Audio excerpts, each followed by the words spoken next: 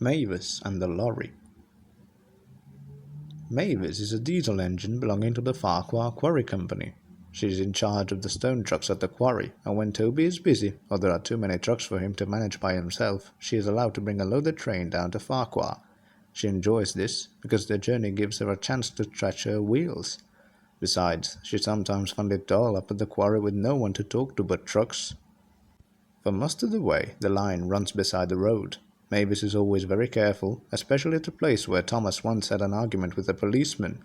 A road crosses the line here, and though there are warning signs, some of the cars and lorries come round the corner much too fast. They make Mavis nervous. There'll be an accident one day, Mavis's driver often says as they pass the place, and she feels sure he is right. One day, Mavis was late. The trucks had been in all the wrong places, and she had had to waste time sorting them out. As she came down the line, she felt them surge against her. "Stop pushing!" she growled. They neared the crossing, and Mavis saw a lorry coming towards them. "He'll stop when he sees us," she thought. But she couldn't know the lorry driver was new to the island. The last thing he expected to see was a train. Much too fast the lorry approached the corner. Too late the driver realized it was sharper than he expected. He swerved, and at that moment he saw Mavis halfway across the road. He braked hard and swung the steering wheel, but he was too late. The lorry's front bumper just caught Mavis's cowcatcher, and the lorry left the road and skidded into a ditch. With a loud crash, it fell onto his side. Mavis, who had already stopped, watched in horror. "Ouch!" she exclaimed. "That hurt!"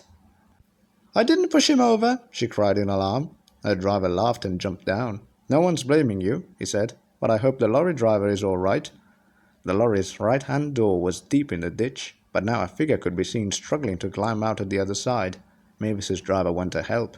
"Is that a train?" the man demanded. "It certainly is," laughed Mavis's driver. "You must be new here not to have seen us before." Mavis's front was bent, but she wasn't badly hurt. Her owner sent her to be mended, and asked the Fat Controller if he could borrow Toby while she was away. "What about the trucks down here, sir?" Toby asked anxiously. The Fat Controller nodded. "I'm afraid it will mean more work for you, Percy," he said, "but Toby's side plates make him the only engine who can go up there. You remember what happened to Thomas, don't you?" And with that, they had to be content.